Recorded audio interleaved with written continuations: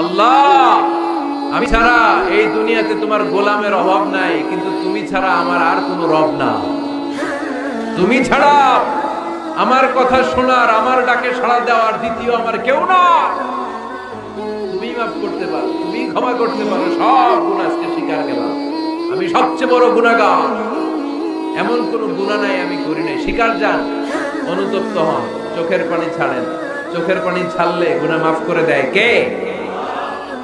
3 number শর্ত, যে পাপ আপনি করেছেন ওই পাপ বন্ধ করে দেন। স্টপ, স্টপ, থামুন, অনেক হয়েছে, আর না, এবার একটু থামুন।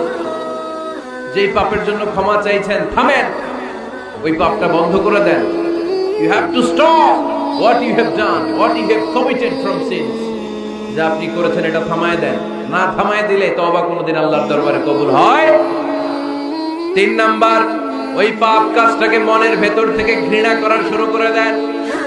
মনে মনে বলতে থাকেন, এই পাপটার মতো পাপ হয় না, এই পাপের ধারে কাছেও আমি যাব না, আমি আমার মন প্রাণ দিয়ে পাপটারে ঘৃণা করি।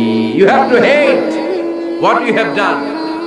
5 নাম্বার, কমিটমেন্ট দেন আল্লাহরে, প্রমিস দেন, কথা দেন আল্লাহরে, আল্লাহ আজ এই জায়নামাজে, তাহাজ্জুদের নামাজে চোখের পানি ছেড়ে তোমার কাছে কথা দিলাম, প্রমিস দিলাম, পারতপক্ষে জীবনে আর কোনোদিন এই গুনাহ করব না। এই 5টা শর্ত সাপেক্ষে যদি, এই কন্ডিশন মেনে যদি আমরা আল্লাহর কাছে চাওয়ার মতো চাই, কাদার মতো কাঁদি, ক্ষমা চাওয়ার মতো ক্ষমা চাই, আমার জীবনে সব গুনাহ মাফ করে দিতে পারে কে?